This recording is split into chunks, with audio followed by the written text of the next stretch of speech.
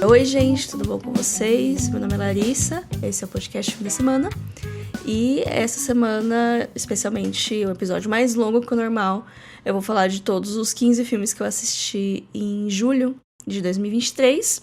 O mês que eu tava de férias, a maior parte dele, então boa parte desses filmes eu assisti no começo do mês e alguns outros eu assisti no final do mês, né? Mas enfim, vou dividir eles aqui nesse quadro. Essa primeira fileira são os filmes que eu gostei muito. Na verdade, que eu amei. Tem um coração desenhado, tá espelhado aqui pra vocês. Quando eu for lançar o podcast, eu vou fazer o inverter do vídeo, né? Pra ficar tudo certinho. Mas aqui é o amei. São filmes que eu dei nota 8 ou mais. Então, filmes que eu gostei muito, filmes que eu recomendo. Nessa segunda fileira, são ótimos filmes, emoji com olhinhos brilhando. São filmes que eu dei nota entre 7 e 8, que eu gostei muito. Mas eu não amei, mas eu gostei muito e eu recomendo com bastante ênfase. Eles vão ficar aqui nessa segunda fileira. Nessa terceira fileira, foi ok. São filmes que eu gostei, mas que eu não gostei com tanto entusiasmo, assim, quanto os níveis pra cima. Eu achei ele ok, eu não achei ele ruim, eu ainda talvez recomende ele em outras instâncias, mas eu achei ele apenas ok. E a última fileira, que é o Não Rolou, Carinha Triste, que são filmes que eu não gostei. E aí, em cada filme, eu acho que vai ter um ou dois. Não lembro, eu não ensaiei pra essa live, então vai ser tudo muito espontâneo, porque nas outras vezes eu até olhava pros filmes e falava, esse aqui acho que vai em tal lugar, esse aqui vai em tal lugar. Mas hoje eu não tive tempo. Nossa, a volta do serviço depois das férias é terrível, porque eu não tô tendo tempo pra nada. Mas enfim. Aí os filmes, eu vou falar 15 filmes pra vocês, eu separei eles em 3 categorias, que foi meio que as ondas desse mês. Então eu vou começar pela minha maratona de Missão Impossível. Eu assisti 4 filmes de Missão Impossível. Eu não desenhei dessa vez, que eu não tive tempo. Eu fiz post-its com o nome do filme só pra saber. Então, os azulzinhos são a maratona do Missão Impossível. Os verdinhos são os filmes que eu vi normal, assim, livre. Então, primeiro eu vou falar dos filmes do Missão Impossível. Depois eu vou falar dos livros, dos filmes que eu vi ao longo do mês sem tema. E depois eu vou falar da minha maratona pré-Barbie e terminar o episódio com Barbie. Então, vai ser o último filme que eu vou falar. Sem mais delongas, então vou começar pela minha maratona de Missão Impossível. Eu não sei por que eu fiz maratona de Missão Impossível, porque eu não tinha planos de ver o mais recente nos cinemas. E eu não fui ver o mais recente nos cinemas, então assim... Foi uma maratona meio manca, porque eu comecei pelo terceiro e eu não vi o último. Por quê? Porque em 2020, 2021, eu inventei, no meio da pandemia, né? Eu inventei de rever Missão Impossível. Só que eu vi os 2 primeiros e não vi mais nenhum deles.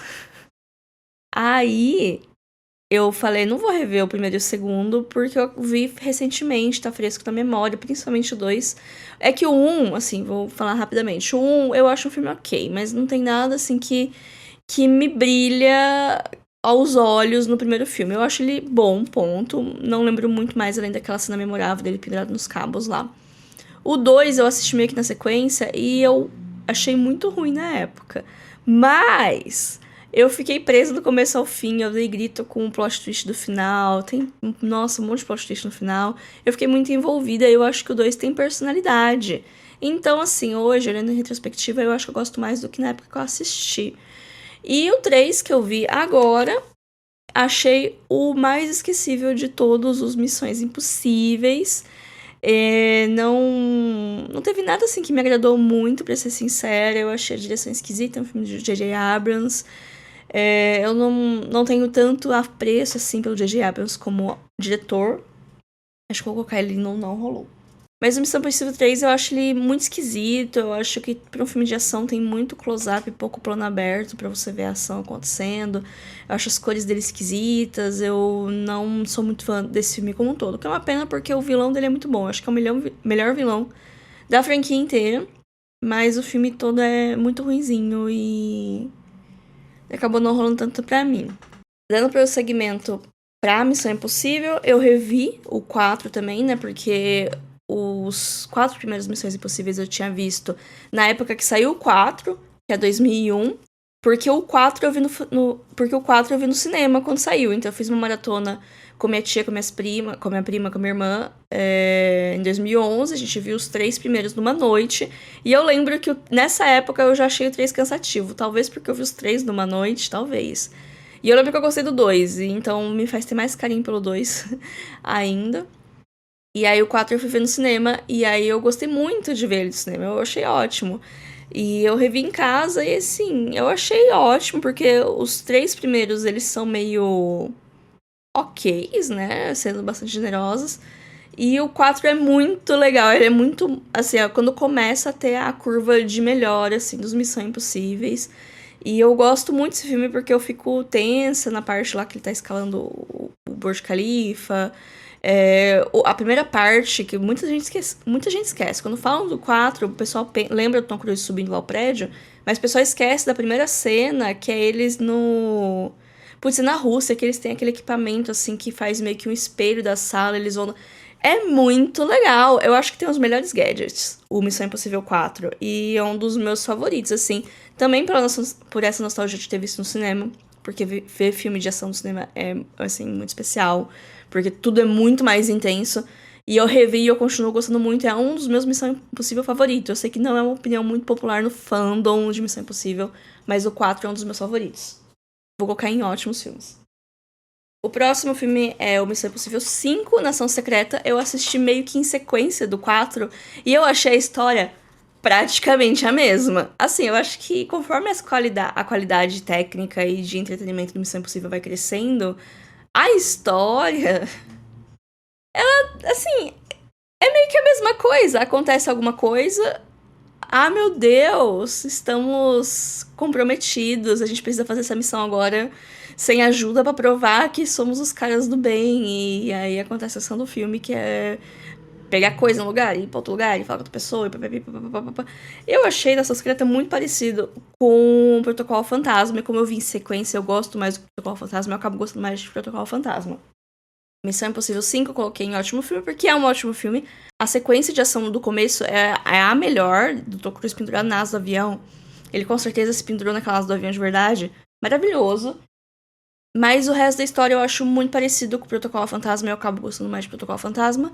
Mas esse filme tem a vantagem de ser a introdução da personagem da Rebecca Ferguson, que é a mulher mais duradoura da franquia. Então, né, tem uma... E ela tem um arco, ela tem uma história, ela não tá lá só pra ser o interesse amoroso do Tom Cruise. Então, eu gosto da dinâmica que eles têm. Então, eu acho uma boa adição à franquia. O próximo é Missão Impossível 6. Eu não lembro os nomes, porque eles pararam de colocar... Eu não lembro os números, porque eles pararam de colocar os números depois de certo tempo. É o Efeito Fallout, é o filme do Henry Cavill de bigode. Também é um ótimo filme. Eu achei ele um dos melhores da franquia. De fato, a história, assim, né? Mas tem plot twist, tem cenas de ação maravilhosas, é um filme muito bom, então vale a pena assistir.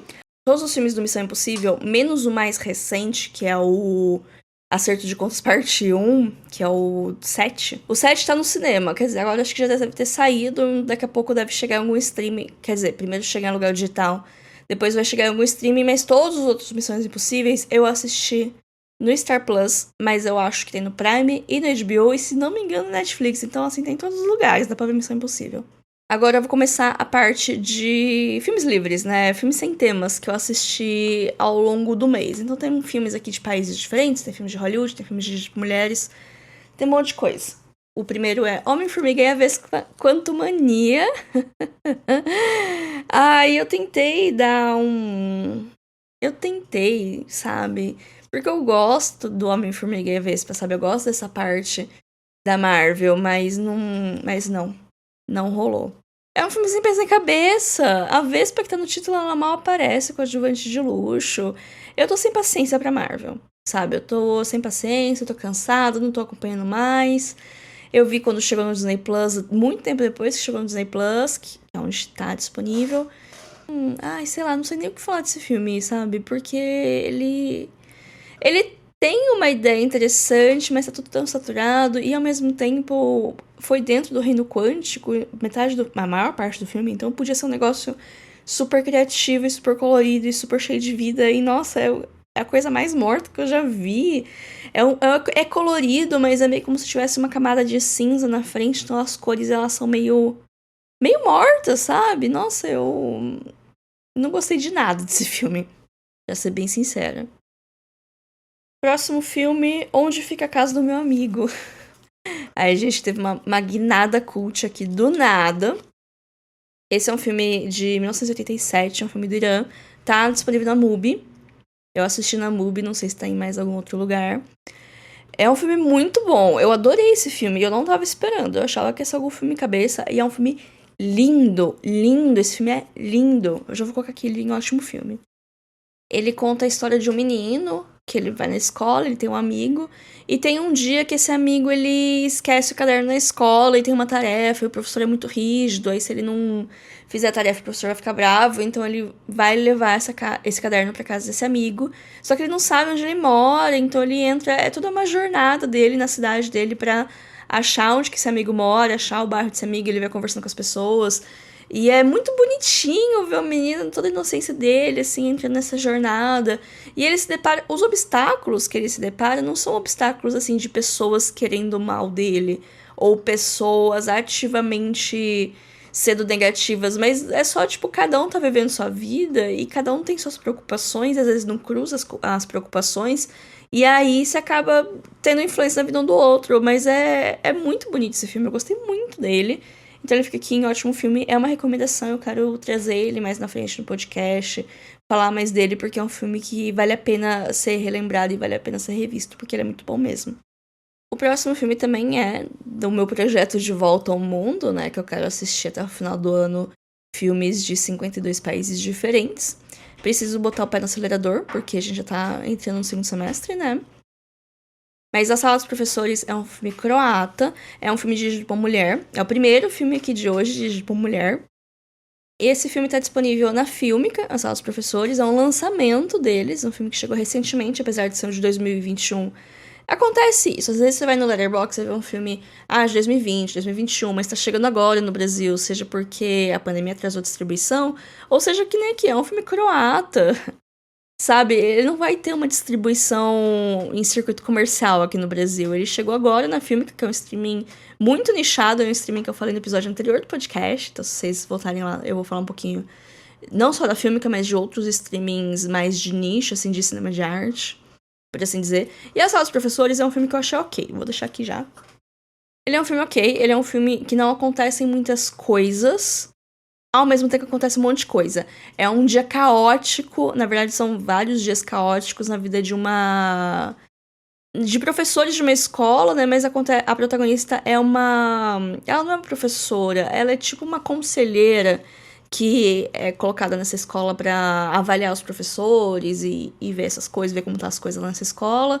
E aí ela entra nesse microcosmos peculiar que é a escola, essas relações de micropoderes do diretor, dos professores que estão lá há mais tempo, com os professores mais novatos. E ela começa a ver, tipo, todas as coisas que rolam, todas as picuinhas, fofoquinha. E ela precisa meio que às vezes interceptar uma briguinha, ou às vezes ela vê um professor que tá sendo um pouco inapropriado e chamar atenção, mas aí ninguém chama atenção dele, porque ele dá aula nessa escola há 40 anos, então tem todas essas coisas. É um filme sobre pequenas coisas, é sobre um dia muito agitado na vida dessa galera, então não acontece muita coisa, mas ao mesmo tempo acontece um monte de coisa, que nem um dia abarrotado de coisa no serviço. Na sua cabeça, aconteceu um monte de coisa, mas se você vai contar pra alguém que não tem o contexto que você tem, vai falar, é só um dia de gritaria no escritório, sabe? É um monte de trabalho chegando na sua mesa. É meio que a vibe desse filme, que das coisas começar a escalonar e a galera começar a ficar desesperada porque é muita coisa acontecendo. Eu achei o filme ok. Eu achei um filme longo, 2 horas, e tem uma hora que dá uma cansada, assim. Mas ele é um filme interessante. Talvez parte das barreiras culturais me façam não apreciar ele tanto.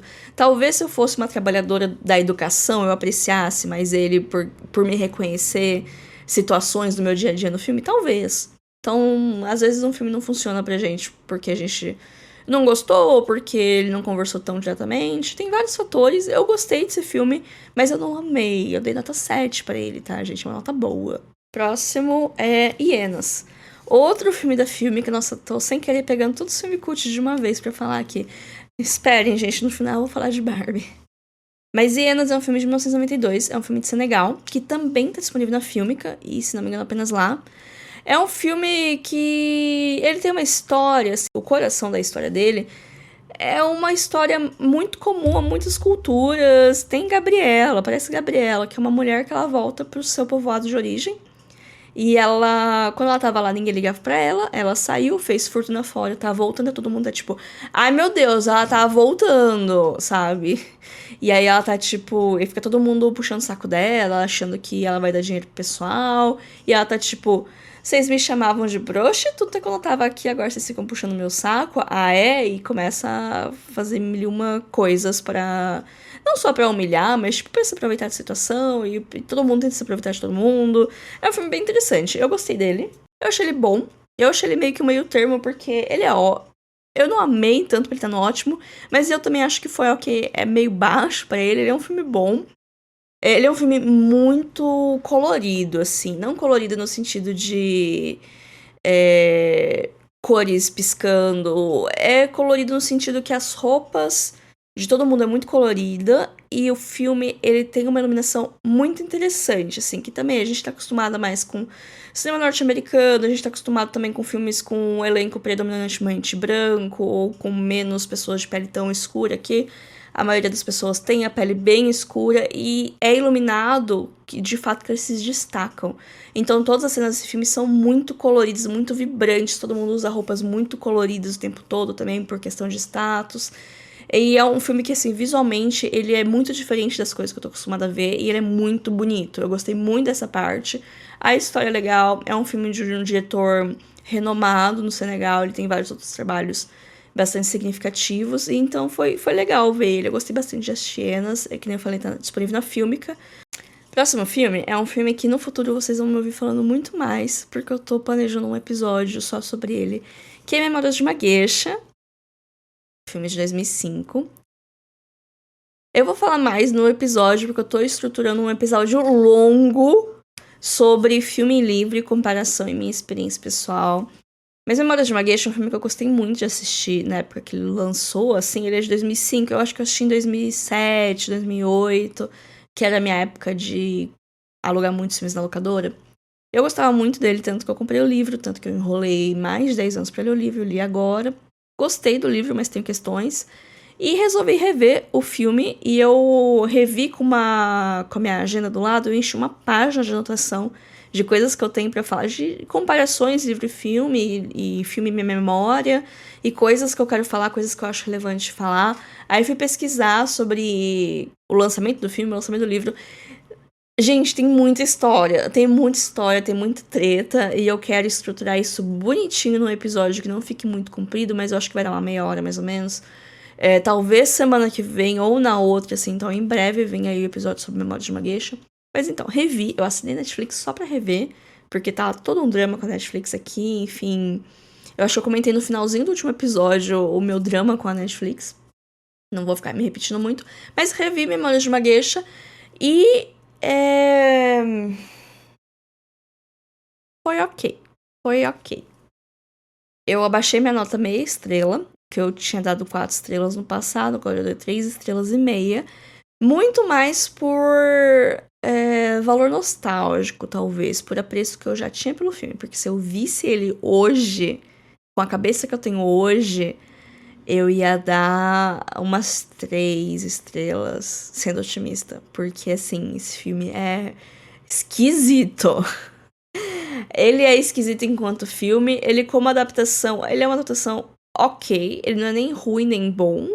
Ele é ok. Como filme, ele se perde um pouco nas tramas internas dele, no toda a questão da Sayuri e algumas coisas que ele muda do livro, eu acho que ele muda pra pior.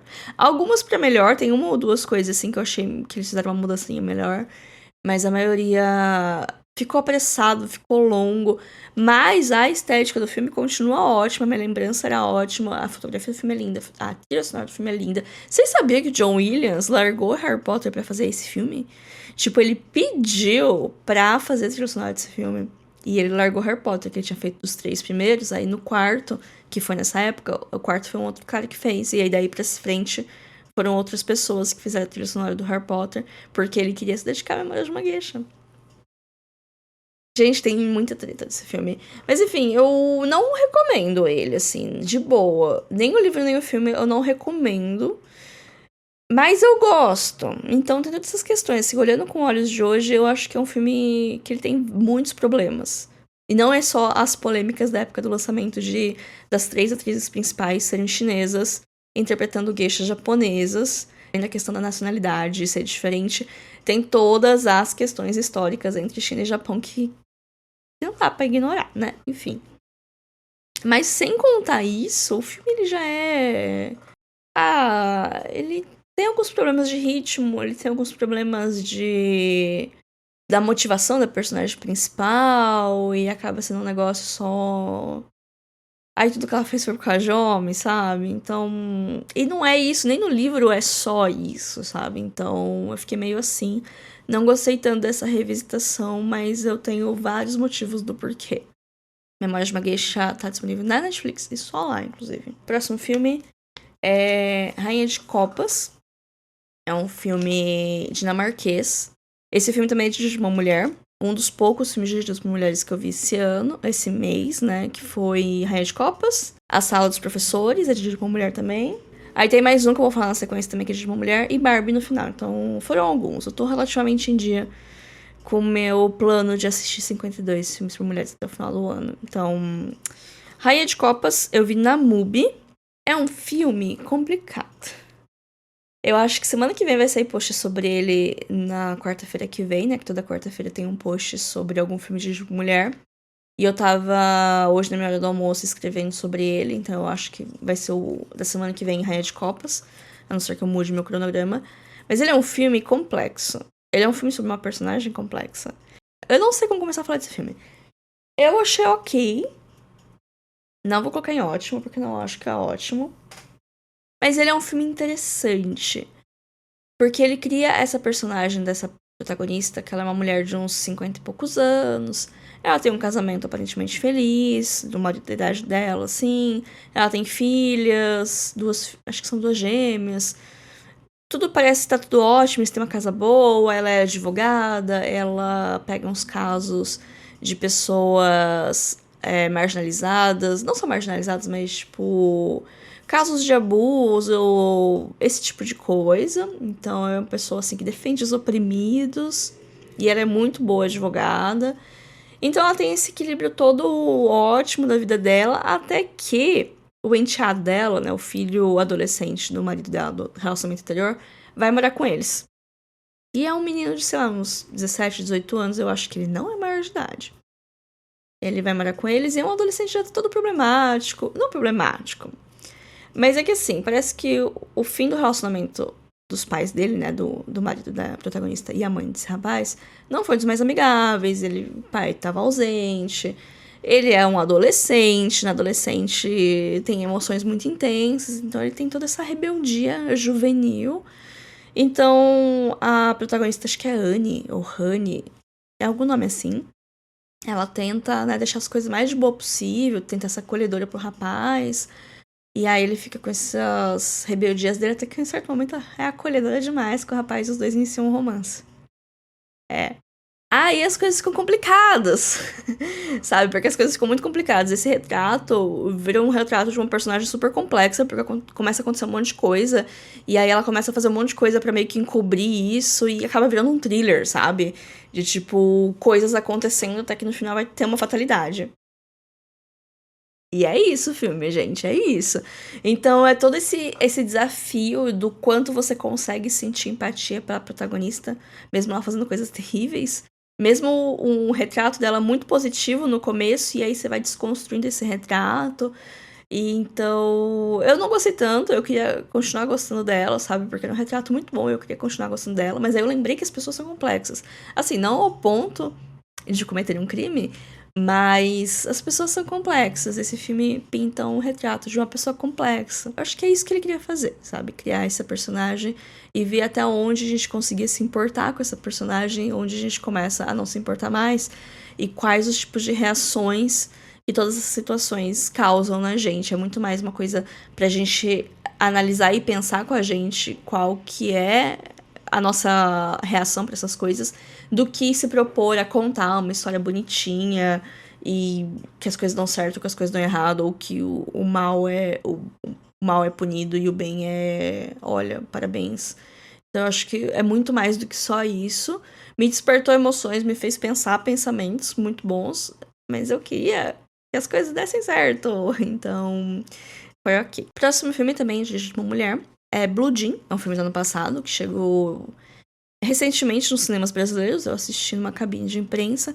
Tem post no feed, acho que saiu semana passada, semana retrasada. Saiu recentemente no feed um post falando mais dele. Eu acho que ele tá em alguns cinemas.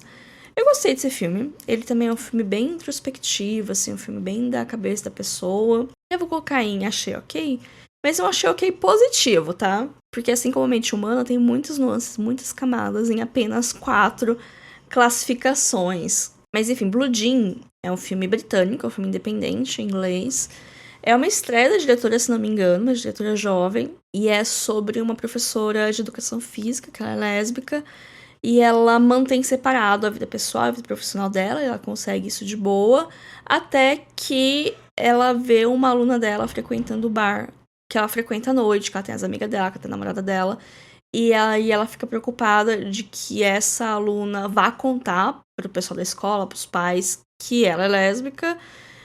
Então ela tenta meio que, tipo, tentar resolver a situação, mas nunca é do melhor jeito possível, né? Mas também não é um filme contemporâneo. Esse filme ele se passa no final dos anos 80. E às vezes a gente não pensa muito na Inglaterra enquanto um país com uma história diferente da nossa, né? A gente tá muito acostumado a conteúdos dos Estados Unidos, então a gente sabia mais ou menos o que estava rolando nos Estados Unidos nos anos 80, mas na Inglaterra as coisas eram diferentes. E nos anos 80, principalmente, tava a Margaret Thatcher, de primeira-ministra, mas esse filme ele tem uma ambientação muito específica, que é uma campanha do governo que ativamente proibia, assim, qualquer coisa que pudesse, ao mínimo, incentivar qualquer coisa LGBT. Então, não podia nem falar que eles existiam, não podia nem, tipo, falar numa sala de aula que era alguma coisa que já tinha a polícia da mulher dos bons costumes que ia lá e ia demitir esse professor, fazer qualquer coisa. Então, não podia falar um A.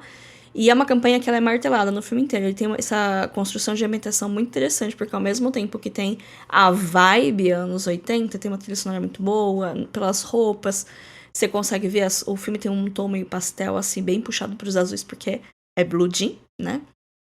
Então tem essa vibe anos 80, mas também tem essa martelação dessa campanha bastante conservadora. E por isso, e daí que vem o medo da Jean, que é, né, a protagonista chama Jean.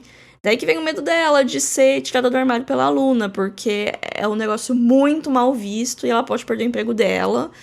Mas ao mesmo tempo, ela não é das mais acolhedoras com essa aluna que tá se descobrindo também no meio desse caos. Então, é um filme que acontece boa parte, não na cabeça da personagem, mas é um filme bem assim, das angústias dela e das preocupações dela. Então, é um filme que não tem muitos acontecimentos, é muito mais esse drama dela. Mas a ambientação é muito boa. Esse negócio de estar o tempo todo sendo lembrada de como ela não é, como que ela é, não é bem visto, não é querido, até as pessoas por perto dela fazem comentários maldosos, o tempo todo você tá ouvindo isso, que tipo, ser quem você é não é encorajado, não pode, não deve ser falado em voz alta. Então é o tempo todo, então a ambientação desse filme é muito boa. O filme é um filme bom. Ele é um filme independente, ele tem a vibe de filme independente, não é nada super nossa. Não é esquecível também, eu acho que ele tem a personalidade dele, mas não é nada super uau. É uma estreia de direção, é uma estreia ok. Não é uma estreia espetacular, mas também não é ruim.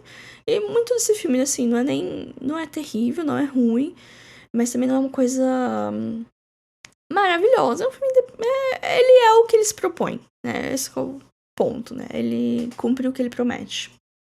O próximo filme e o último dessa leva de post-its verdes é Nimona.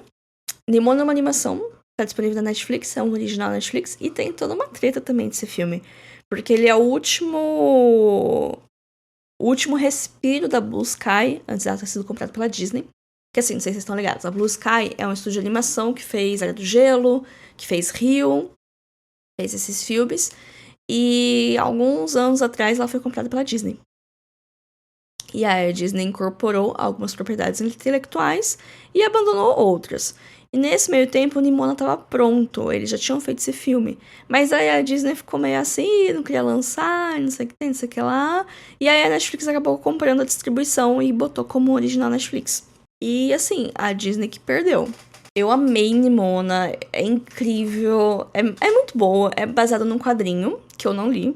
O filme é muito divertido, é uma aventura de fantasia, ao mesmo tempo que tem um rolê meio não contemporâneo, assim, mas meio que a magia num universo não tão diferente do nosso. É maravilhoso, só que assim, tem um protagonista abertamente gay, que é o Cavaleiro, não é a Nimona, é o Cavaleiro, que ele tem um parceirinho ali, então assim, não é uma coisa nas entrelinhas. Não é tipo um personagem terciário que fica nas linhas interpretativas, que talvez ele possa ser gay. Não, é um coadjuvante principal, né, que a Nimona é a protagonista. Ou ele é o protagonista. Os dois são meio que protagonistas, né, tanto a Nimona quanto esse cavaleiro que eu esqueci o nome. E assim, é claro, e ao mesmo tempo que a Nimona também, ela... Você pode fazer várias leituras do que ela é, mas ela é vista como um monstro e ela tem várias formas. Ela é uma shapeshifter, que ela consegue tomar várias formas e ela fala que ela precisa o tempo todo... Não é que ela precisa o tempo todo, mas é que é meio que guiado também com o estado de espírito dela, a forma que ela vai tomar. E depois tem uma outra revelação no enredo que eu chorei. Mas enfim, Nimona, ela não esconde muito o que ela quer falar nesse sentido. Talvez por isso a Disney tenha achado que, ai meu Deus, é muita coisa pra mim. Disney que perdeu. Porque é muito bom, é curtinha, a animação é linda, a história é legal, é divertido. Que nem eu falei, teve uma hora que eu chorei, sabe? Teve uma hora que eu me emocionei e chorei.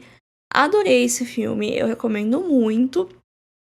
A classificação indicativa, talvez não pra criança tão nova, porque tem um pouquinho da violência de fantasia, mas não é nada assim, nossa, não é nada... Não é nada tipo aquela animação dos super-heróis lá do Prime Video que arranca a cabeça lá da galera. É um filme...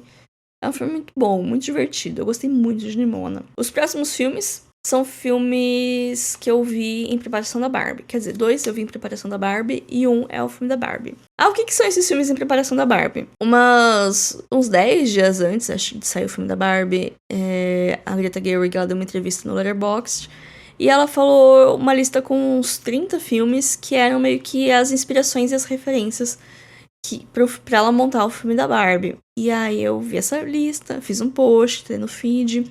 Eu acho que você deve ter visto, porque ele foi um post que meio que bombou, assim.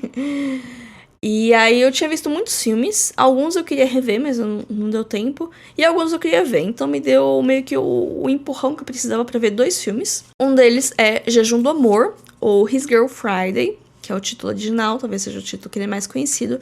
É um filme de 1940, com o Cary Grant e não vou lembrar o nome da moça. É um filme muito bom. Assim, quando ela, na entrevista, né, com a Greta Gerwig, ela fala por que ela colocou tal filme, cada filme, né, ela meio que vai falando por que ela colocou. Ou é pela vibe, ou é por uma cena específica, ou por uma estética específica que ela almeja chegar. E o motivo que ela falou foi porque as pessoas falam muito rápido. Aí eu falei, nossa, que engraçado. E, de fato, eles falam muito, muito rápido. Deixei já ele aqui em ótimos filmes. Mas, que nem eu falei, não sei como que as pessoas falam tão rápido, com uma dicção tão boa. Eu sofro com a minha dicção. Agora vocês estão vendo que eu tô abrindo, só porque eu falei nisso, eu tô abrindo muito minha boca pra falar, pra ter certeza que eu vou enunciar bem as palavras, porque às vezes eu começo a pensar muito rápido, e a minha boca não se move tão rápido quanto eu penso, então eu começo a me atropelar. E é aí que vem meus problemas de dicção. É um filme de jornalista. E assim, eu não sou muito fã de filmes sobre jornalistas. Já vou deixar isso aqui falando aqui. Já vi alguns. Esse filme, assim, eu coloquei em ótimo filme, mas ele é um ótimo... Eu dei 3 estrelas e meia pra ele. Porque eu não gostei do final. Mas, tirando isso, é ótimo, mas é também filme de pequenos caos, assim. É de redação de jornal. É de uma mulher que ela vai casar com um cara. E aí ela aparece na redação do jornal que ela trabalha, que ela é jornalista. E ela tá meio que pra pedir as contas, porque ela vai casar com esse cara no dia seguinte. Nossa, antigamente as coisas eram muito rápidas, né? E ela é ex-mulher do editor desse jornal, que é o Cary Grant. E o Cary Grant fica, não, você não vai se aposentar, não. Você vai aguentar ficar em casa sem trabalhar? Visionário, né? E ela, ai, não, já me estressei muito aqui, eu não quero me estressar mais. Ela também não tá tão errada assim. Porque realmente trabalhar em jornal é estressante. E aí eles ficam meio que se bicando, e aí tá rolando um negócio de uma prisão de um cara, que eles vão cobrir, o jornal vai cobrir, só que aí tem, tipo, interesses de terceiros pra que esse cara, ele seja... que ele seja julgado ou não, assim, de acordo com visões políticas, porque tem uma eleição chegando, aí tem um cara que quer que aconteça logo, tem um cara que não quer, e fica cada um influenciando a mídia de um jeito, e fica os jornalistas correndo pra cima e pra baixo pra pegar o furo, e nisso ela fica porque ela tem o faro jornalístico, e ela também se envolve nessa treta aí. E aí é isso, e ela meio que larga o noivo dela, ele fica meio que sendo um paspalhão, assim, no filme inteiro. Mas enfim, é um filme disso, ele é um filme que ele tem críticas à mídia, críticas a instituições, críticas a políticos, ele tem muitas críticas que são atemporais, porque é um filme de 1940. É um filme que tem quase 80 anos, é um filme que tem 77 anos. 77? Não, já tem 80 já, 40 fez 80 em 2020. É um filme de 83 anos. Vê-se que eu não sou muito boa em contas, né? Mas é um filme de mais de 80 anos que permanece atual, de certa maneira, em algumas críticas. Talvez a mídia impressa não seja mais tão relevante quanto era na época, mas continua importante, de certa maneira. Como realmente todo mundo fala rápido, é realmente marcante. Mas tem uma crítica, que, além do final, que eu acho que apressou um pouco. Teve uma virada de chave que eu não entendi quando que essa chave foi virada. Mas é também que o pôster desse filme, que vocês não conseguem ver porque eu não tenho ele aqui, mas o pôster mais famoso dele é que a personagem principal tá num vestido de festa. E esse vestido de festa não aparece em nenhum momento, que é daqueles filmes que eles acontecem inteiro em uma noite, né? Eu acho que ele começa à tarde e eles viram à noite no jornal. Então não é tempo real, mas acontece num espaço de tempo muito curto, tanto que tá todo mundo com a mesma roupa. E a mulher, ela tá com um casaco listrado, preto e branco, quer dizer, o filme é preto e branco, né? Não sei se é preto e branco de verdade. Mas é uma roupa, assim, bem marcante, e não é essa roupa que ela tá no trailer. No trailer não, no pôster. Em nenhum momento aparece aquele vestido de festa no pôster. E aí eu achei isso... Enfim, eu queria ter visto aquele vestido, mas ao mesmo tempo não fazia sentido dentro da proposta do filme, né? Então, é isso, né? Mas eu gostei bastante de His Girl Friday. Eu assisti... Eu achei no YouTube. Eu botei lá, Jejum do Amor legendado e tava lá. Esse que é o bom de alguns filmes mais antigos, que dá pra você achar no Google fácil. Eu acho que ele tá no Belas Artes à la carte também. E eu acho que dá pra encontrar ele em alguns desses streams gratuitos, tipo Netmovies. Não tenho certeza. No Belas Artes eu tenho certeza que ele tá, mas eu achei ele no YouTube. O próximo filme também na Maratona da Barbie foi Duas Garotas Românticas, que é um filme que eu tava enrolando muito pra ver. Ele é de 1967. E ele foi meu filme favorito do mês. Ele tá, assim, top do ano. Eu acho que ele... Assim, tá ele e After Sun, assim, ó... Qual que eu gostei mais? Porque eu amei esse filme, amei muito. Eu fiz episódio do podcast algumas semanas atrás só sobre Duas Garotas Românticas. Eu amei esse filme. Finalmente eu encontrei o filme do Jacques Demy que conversa comigo, né? Jacques Demy é um diretor francês. Marido da Agnès Varda, que é outra diretora que eu amo também. Que casal, meu casal. Enfim. E eu já tinha visto alguns filmes dele, inclusive eu já tinha visto Guarda-Chuvas do Amor, que eu acho que talvez seja um dos mais famosos, um dos mais benquistos. Também tava na lista da Greta Gerwig. Guarda-Chuvas do Amor tá disponível na Mubi e no Telecine. Duas Garotas Românticas tá só no Telecine. E eu tinha gostado do Guarda-Chuvas do Amor. Gostei bastante. Mas não tinha dado um amor, assim. Eu tinha gostado. Mas eu não tenho muita paciência pra romance adolescente, sabe? Agora, esse não é sobre romance, apesar de chamar Duas Garotas Românticas, são duas garotas tentando se encontrar no mundo. Aí esse negócio desse coming of age, que não é bem um coming of age, mas meio que é um coming of age, eu amei. E é musical, Guarda-Chuvas do Amor é um musical que não para. Eu toda hora vou ficar comparando com Guarda-Chuvas do Amor, não consigo me segurar. Mas Duas Garotas Românticas é um musical, mas ele é um musical do jeito que a gente tá mais acostumado, que o pessoal não fica cantando o tempo todo. Tem sim muita música, mas não é o tempo todo sem parar. Tem também falas normais, assim, normal, que nem a gente conversa. E as músicas são muito boas. E o filme todo é muito bom porque ele tem a história principal, mas também tem vários coadjuvantes, e cada coadjuvante ele tem uma pequena historiazinha que você fica, nossa, quanta gente, quanta história. E lá pro final do filme todas as histórias vão se encaixar. E antes disso vai ter um caos completo, que todas as histórias vão ficar completamente caóticas. Lá para quase no final do filme aparece uma outra subtrama de um assassino de machadinha do nada, do absoluto nada. E no final vai fazer sentido com todas as outras histórias. Eu adorei esse filme. Ele é colorido, ele é cheio de música, ele é cheio de dança. Ele talvez seja o mais hollywoodiano do Jack Demme. Eu não vi muita coisa dele. Agora eu quero assistir tudo. Eu só vi 3 filmes. Os outros 2, que é Guarda-Chuvas do Amor, ele é bem mais musicalzão do começo até o final. Muito bonito. Esse que eu falei, tem a coisa do amor juvenil que não conversa tanto comigo. E Pele de Asno, que também é bastante musical, mas é uma coisa mais... Eu acho que é uma coisa um pouquinho mais europeia. Talvez norte-americano não agrade tanto, porque ele tem muitas metáforas e um humor relativamente afiado. Não tava esperando que Pele de Asno ia ter humor, mas tem. Mas a dos Garotas Românticas talvez seja o mais hollywoodiano, até porque tem o Gene Kelly no meio. O Gene Kelly sendo dublado em francês. Aliás, todo mundo tá sendo dublado. Ninguém canta nesse filme. Acho que só tem uma atriz que canta, que é a mãe das meninas, né? Que são 2 meninas. 2 moças, né? As 2 garotas românticas. A mãe delas é a única que canta. Todo mundo tá sendo dublado. E você saca que tá todo mundo sendo dublado. Mas você aceita. Porque é a fantasia, é a vibe, é a estética. Então, assim, tudo pela estética dos Garotas Românticas é maravilhoso. Maravilhoso mesmo. Amei esse filme. Acho que foi meu favorito desse mês. Mesmo que, vamos falar agora, finalmente, de Barbie. Barbie eu também amei. Gostei muito de Barbie, fui no cinema ver. Ainda tá nos cinemas. Ele provavelmente vai chegar no streaming da HBO Max.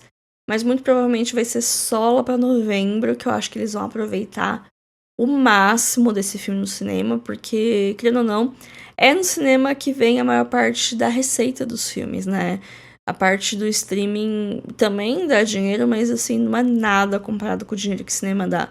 Então, se o filme tá no cinema e tá fazendo sucesso, eles vão deixar esse filme o máximo possível pra pegar o máximo de dinheiro que conseguir. Barbie já se pagou. Barbie não foi um filme caro, custou na faixa de uns 100 e pouquinhos milhões de dólares. Parece muito dinheiro para nós, pobres proletários. Mas para um filme é um orçamento médio, não é um orçamento baixo, não é um filme de baixo orçamento, mas também não se compara com orçamentos de filmes de heróis, por exemplo, que estão na faixa de 250, 300 milhões de dólares. Barbie custou acho que uns 140 mil mais marketing, que deve ser uns 100 mil também de marketing, que também é muito dinheiro, mas é meio que o que custa, sabe? Para um filme dar dinheiro, você precisa gastar dinheiro para divulgar ele também, né? Mas assim, Barbie já se pagou. Barbie tá indo super bem. Barbie bateu 1 bilhão. E nem precisava bater o bilhão pra se pagar, mas já se pagou, já bateu o bilhão.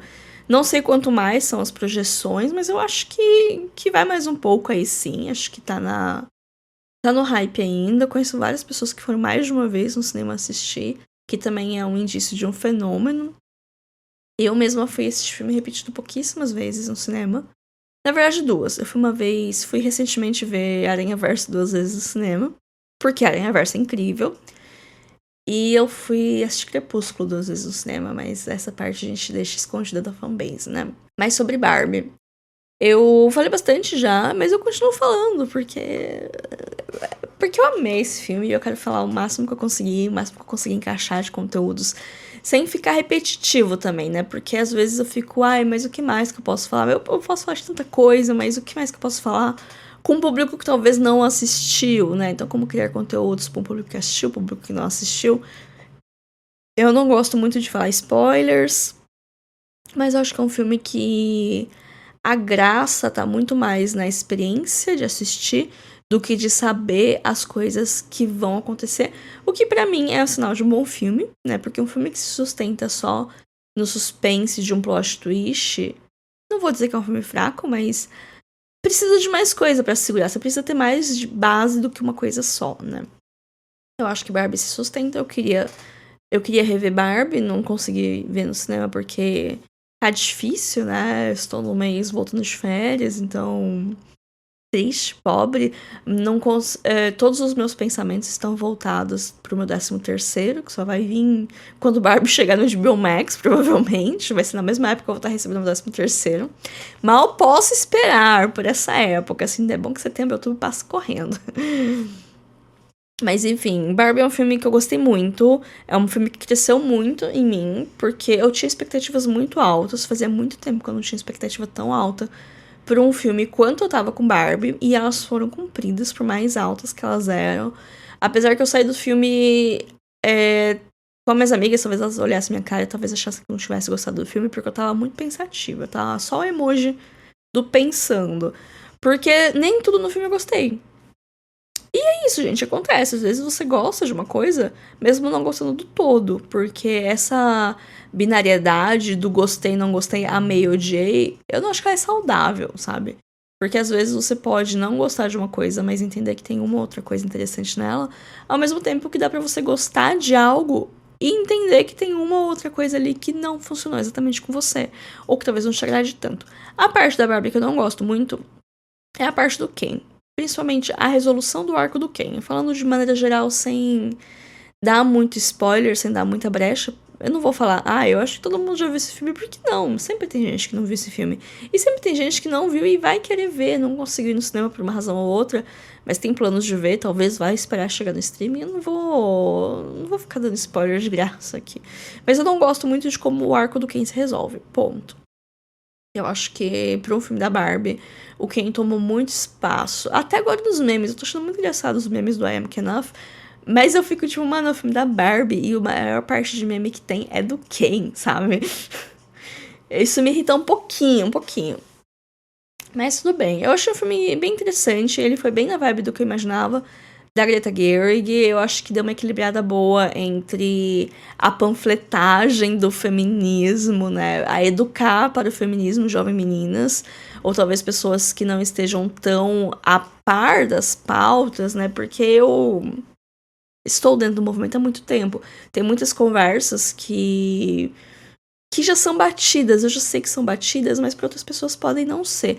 É diferente, por exemplo, de um filme tipo As Panteras, das Panteras de 2018, que é um filme que também tem toda essa skin progressista de girl power e tal, só que ao mesmo tempo o discurso das Panteras é um discurso muito de uns 10 anos antes. Então, se tivesse sido lançado no começo dos anos 2010, talvez fosse mais relevante do que foi quando ele foi lançado, porque as conversas já estavam avançadas demais, e mesmo uma pessoa que não é tão inserida assim no movimento vai achar meio cansativo os momentos girl power do filme, sabe? Eu acho que é um filme legal, eu acho divertido As Panteras. Mas voltando a falar de Barbie, por mais que algumas conversas talvez sejam tipo meio básicas, eu acho interessante elas serem básicas, porque nem pra todo mundo aquilo é básico. E é bom chegar onde precisa chegar, sabe? E incomodou muita gente, eu acho que a gente sabe por quê, né? Enfim, se incomodou também, né? Cumpriu um certo papel. Ao mesmo tempo também que eu imaginava que não ia ser um filme super militudo, que ia mudar a roda, que eu acho que isso não era nem a ideia dele desde o começo. E também existem todas as restrições. Ele ainda é um filme grande de estúdio, que quer dar lucro, que tá atrelado a uma marca bilionária, que também quer receber lucro em cima do filme, vender boneca, etc e tal. Então, eu imaginarei que as coisas iam ter que chegar no meio termo. E eu gostei do meio termo que foi chegado. Eu achei que foi um meio termo muito melhor do que, por exemplo, diretores de cinema de autor que foram pra Marvel, por exemplo, e não conseguiram encontrar um meio termo entre a visão deles e o que a Marvel impunha pros filmes, a fórmula dos filmes de boneco. Dá pra citar, por exemplo, o caso de Eternos, que ele conseguiu desagradar absolutamente todo mundo. Por mais que eu defenda o filme, ele realmente é um case de fracasso entre equilibrar uma visão de um diretor de autor e uma visão comercial de um filme comercial, né? Porque não deu muito certo. E aqui em Barbie eu acho que funciona. É isso que eu tinha pra falar de Barbie. Eu queria falar mais. Eu queria ter ficado mais tempo na Barbie Land. Quando eu vi que o filme tinha 2 horas, eu falei, graças a Deus. Mas agora eu queria que tivesse mais. Mas também se tivesse mais, poderia ter ficado corrido demais. Aliás, arrastado demais. Não sei, porque eu acho que é um filme meio corrido também. É uma crítica que eu vi muita gente falando, muita gente que não gostou tanto do filme, mas que deu argumentos. E assim, teve 2 grupos principais que eu vi criticando. Eu vi os homens criticando, achando ruim, né? A galera mais conservadora, tipo, ai meu Deus, todos os homens são idiotas, não sei o que tem que lá, e ai, os homens não são destaque. Enfim, essas críticas a gente ignora, porque elas não são construtivas. E tem as críticas construtivas de fato, que são... que aí você para pra ler, e eu li pessoas que eu gosto, pessoas que eu leio críticas, que eu confio nas críticas, que eu sei que as críticas não são apenas dor de cotovelo, que elas têm um embasamento. E a maior parte das pessoas que eu vi que não gostaram tanto da Barbie, a crítica maior foi o ritmo do filme. E de fato é um ritmo muito alucinante, que às vezes você não tem tempo de absorver o que cada coisa, o que cada cena te dá. E isso realmente é uma crítica. Eu quero rever o filme pra embasar, porque eu tenho alguns pontos, assim, algumas situações pontuais que eu fico tipo, não gostei tanto disso, isso aqui eu queria que fosse de outro jeito. Mas algumas pontuações, assim, sobre algumas coisas que eu talvez não tenha curtido tanto, mas isso não estragou a minha experiência. De ter sido uma das melhores experiências no cinema, de ter ido numa sala onde eu olhava pros lados, a maioria era mulher. Não que isso influencie, mas a reação da plateia ao filme é uma coisa que agrega muito ao cinema. Eu gosto do cinema só por causa disso. E também por causa da imagem do som. Mas é muito bom ser numa sala lotada com as pessoas que estão ali pra assistir o filme e que vão ter reações ao filme. Isso amplia muito mais a experiência. E teve vários momentos, várias situações que eu ficava tipo... Ela é literalmente eu, sabe? O meme do ela é literalmente eu.